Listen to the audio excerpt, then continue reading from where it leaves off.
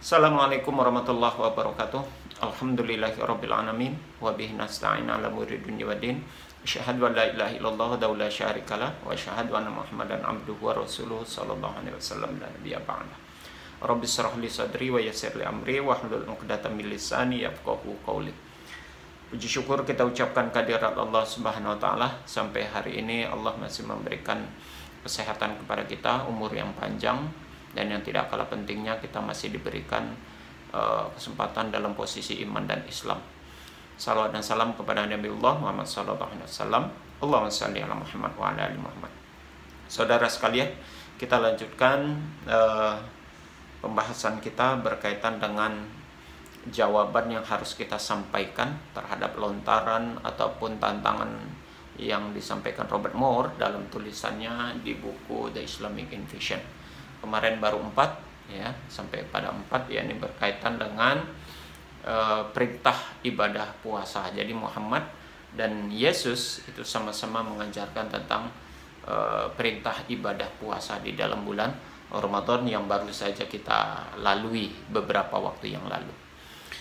Selanjutnya persamaan ajaran Nabi Muhammad SAW dan Yesus alaihi salam. Nah, kita pakai Yesus alaihi salam ya, karena dia juga Nabiullah, begitu ya. Yang diyakini dalam Islam itu disebut dengan Nabi Isa alaihi salam. Kalau saudara kita yang Kristen meyakini disebut dengan Yesus, maka kita pakai saja Yesus alaihi salam, begitu ya. Sama-sama utusan ya, seorang Nabiullah Subhanahu wa taala, begitu. Baik, pada persamaan yang kelima, ajaran antara Nabi Muhammad SAW sama Yesus adalah pada pengajaran ataupun ajaran berkaitan dengan zakat. Kita tahu di dalam Islam itu perintah zakat begitu banyak. Bahkan nyaris hampir setiap ayat yang diperintahkan di dalam Islam itu untuk melaksanakan sholat itu biasanya selalu dibarengi atau diiringi dengan perintah untuk membayarkan zakat. Contohnya aqimis sholah wa atuz zakat, yuqimunas sholah wa yu'tunaz zakat, ya begitu ya. Itu contohnya, dirikan sholat lalu bayarkan zakat, begitu. Nah, apakah ada begitu ya? Kalau sholat kemarin sudah kita buktikan, ternyata juga dalam Alkitab ajaran perintah tentang sholat juga ada. Nah, barengan ataupun gandengan dari sholat itu di dalam Al-Quran adalah wa'atuz zakat, dan bayarkan zakat, tunaikan zakat. Maka pertanyaannya, apakah itu juga ada di dalam Islam? Nah, di dalam ajaran yang dibawa oleh Yesus alaihissalam? Ternyata ada. Ada. Jadi Nabi Muhammad SAW dengan Yesus sama-sama mengajarkan ataupun memerintahkan umatnya untuk membayarkan zakat, ya, untuk membayar zakat. Di mana dapat kita lihat? Kalau di dalam Al-Quran sekali lagi tadi ayatnya diantaranya lah aqimis sholah wa atuz zakat, yuqimunas sholah wa yu'tunaz zakat. Dirikan sholat, bayarkan zakat. Sedangkan di dalam Alkitab kita bisa lihat di dalam surat Imamat ya, di dalam surat Imamat pasal 27 ayat 16. Di situ tertulis bunyi ayatnya adalah, jikalau seorang mengkuduskan sebagian dari ladang miliknya bagi Tuhan, nah ini, ladang miliknya bagi Tuhan, maka nilainya haruslah sesuai dengan taburannya, yakni secomer taburan benih jelai seharga 50 shikal. Saudara sekalian, di dalam Islam kita kenal ada zakat itu dibagi dua. Ada yang disebut dengan zakat fitrah yang baru saja kita bayarkan di akhir Ramadan di menjelang 1 Syawal. Itu zakat fitrah itu adalah zakat pembersihan terhadap diri pribadi atau jasad kita, begitu ya, nafsi diri, jiwa kita. Sedangkan satu lagi ada zakat mal atau disebut dengan zakat harta. Melalui zakat harta itu kita melakukan pembersihan terhadap harta yang kita miliki. Kedudukan antara zakat fitrah dengan zakat mal itu sama, setara. Di dalam Islam itu sama-sama wajibnya. Yang membedakan adalah tentang aturan daripada pembayarannya, begitu ya. Kalau zakat mal itu harus terpenuhi dalam satu nisab haulnya 1 tahun, maka kadarnya dikeluarkan 2,5%. Nah, zakat mal itu, saudara sekalian, itu banyak macamnya. Ada yang sifatnya produktif, ada yang sifatnya non produktif. Sifatnya produktif, zakat mal itu bisa saja yang harta yang menghasilkan, dan yang non produktif yang kita pakai. Ya, nah di antara zakat mal itu sendiri di dalam Islam ada zakat berkaitan hasil pertanian. Nah, itu ya. Jadi ada zakat hasil pertanian yang harus dikeluarkan bagi para petani di dalam mengeluarkan bahagian hartanya setelah masa panen tiba. Nah, apa yang disampaikan ataupun apa yang dijelaskan di dalam Islam ini berkaitan dengan ilmu fikih, berkaitan dengan zakat hasil pertanian. Ternyata itu juga yang disebutkan di dalam surat Imamat pasal 27 ayat 16 ini. Jikalau seorang mengkuduskan sebagian dari ladang miliknya bagi Tuhan. Ladang miliknya, ini perintah. Ini berkaitan dengan hasil panennya, apa yang dia tanam. Maka nilainya haruslah sesuai dengan taburannya, yakni secomber taburan benih jelai berharga 50 shekel. Ini perintah tentang mengeluarkan zakat hasil pertanian di dalam Alkitab yang diajarkan oleh Yesus kepada umatnya. Jadi ada perintah kalau kita 2,5%, bagi mereka ada 50 shekel. Ya, tidak situ saja ya, kau saudara sekalian. Dalam surat Imamat lagi di dalam pasal 27 ayat ke-32 dikatakan begini, mengenai segala persembahan persepuluhan, ya, persepuluhnya dari lembu, kemudian dari sapi atau kambing domba, maka dari segala yang lewat dari bawah tongkat gembala, waktu dihitung setiap yang ke-10 harus menjadi persembahan kudus bagi Tuhan. Ini zakat mal, tapi dari sisi hasil ternak. Nah, jadi ada zakat ternak, zakat hewan, zakat peternakan. Jadi kalau di dalam Islam zakat mal itu juga ada zakat ternak. Kalau tadi yang pertama adalah zakat zakat berkaitan hasil tanaman, ya, hasil tanaman, pertanian, zakat pertanian. Ini adalah zakat berkaitan dengan peternakan. Ternyata di dalam Injil, di dalam Alkitab, ya, ada ajaran tentang berkaitan zakat hasil daripada peternakan, ya. Sama di dalam Islam juga ada itu. Kalau seandainya kita memiliki kambing sampai 100 ekor, maka wajib dikeluarkan zakatnya 1 ekor dalam usia 2 tahun. Kalau sapi biasanya cukup 40 ekor. Nah, itu keluarkan zakatnya 1 ekor yang usia 2 tahun. Nah, di dalam Alkitab itu disebutkan mengenai segala persembahan per-10, ya, dari lembu, dari sapi, dari kambing domba, ya. Maka dari segala yang lewat dari bawah tongkat gembala, ini artinya adalah setiap segala sesuatu yang digembalakan dari peternakan, ya, maka wajib dikeluarkan yang ke-10 harus menjadi persembahan kudus bagi Tuhan. Jadi per-10 itu atau 10%-nya dikeluarkan dari hasil peternakan itu. Sama-sama mengajarkan tentang zakat mal, ya. Ini lebih rinci malah disebutkan tentang zakat malnya, ya. Sedangkan kita biasanya adanya rincian zakat mal itu ada di dalam hadis dan dalam ilmu fikih yang mengaturnya. Sedangkan di dalam Alkitab, karena memang referensi umat Kristiani itu adalah mutlak 100% di Alkitab, maka di sini ada dijelaskan. Ingat, dalam surat Imamat pasal 27 ayat 16 itu berkaitan dengan zakat hasil pertanian. Sedangkan surat Imamat pasal 27 ayat 32 itu berkaitan dengan zakat hasil peternakan. Jadi sama-sama mengajarkan tentang perintah zakat. Nah, kemudian yang berikutnya saudara sekalian, yang keenam, persamaan ajaran Nabi Muhammad SAW dengan Yesus adalah sama-sama mengharamkan babi, ya, mengharamkan babi.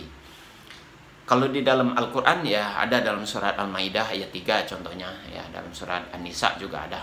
Huriman alaikumul maitatu waddamu walahmal khinzir. Ya, diharamkan atas kamu itu bangkai, ya, darah dan daging babi. Ada disebut di situ daging babi, ya, khinzir, ya. Daging babi itu dijelaskan dengan tegas di ayat itu.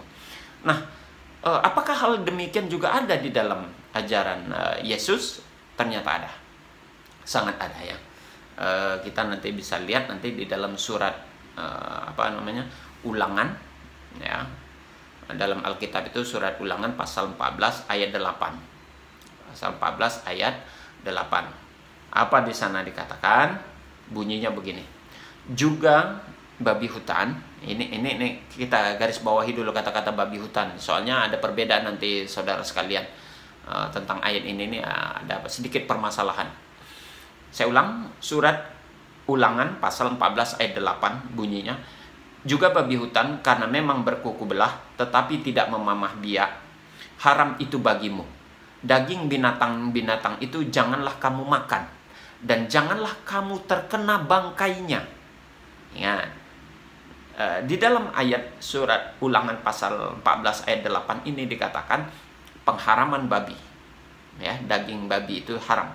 Jangankan dimakan, di dalam ayat ini dikatakan daging binatang-binatang itu janganlah kamu makan dan janganlah kamu terkena bangkainya, ya. Tersentuh saja tidak boleh, apalagi memakannya itu, ya. Nah, ironinya, masalahnya tadi saya katakan ayat ini ada sedikit masalah. Di mana letak permasalahannya, saudara sekalian?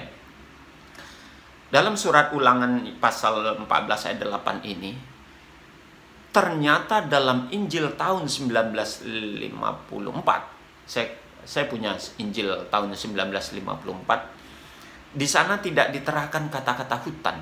Jadi Injilnya begini, ini bunyinya. Saudara boleh lihat? Jelas tidak ini?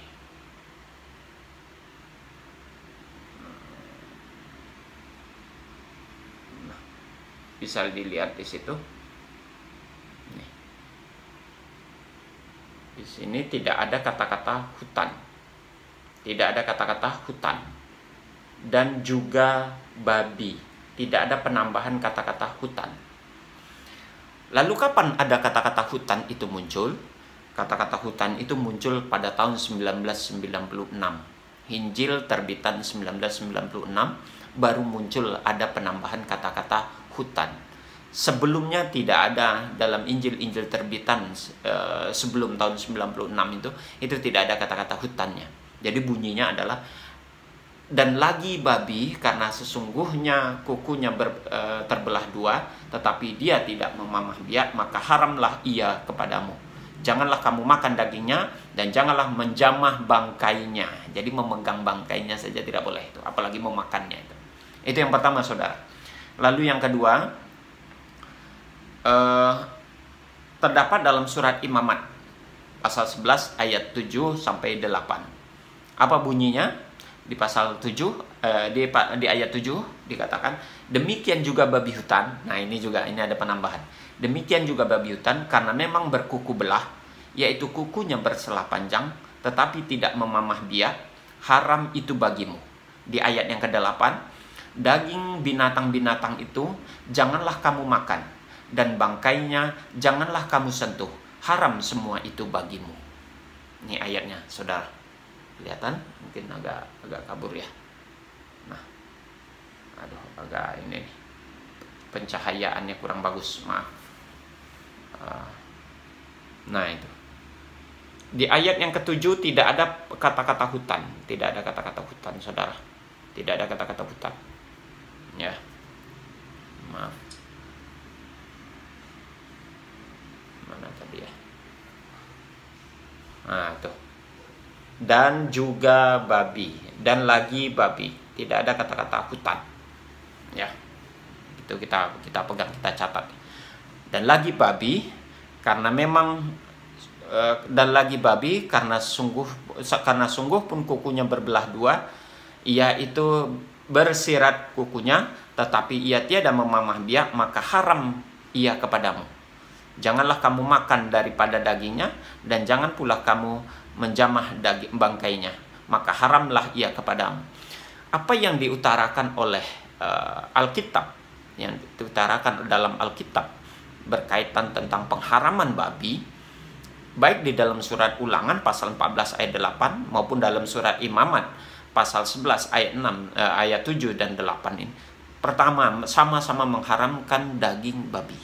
Yang kedua, jangankan memakannya, menyentuhnya saja itu diharamkan. Jauh lebih keras, jauh lebih tegas ketimbang apa yang diadakan di dalam Al-Qur'an.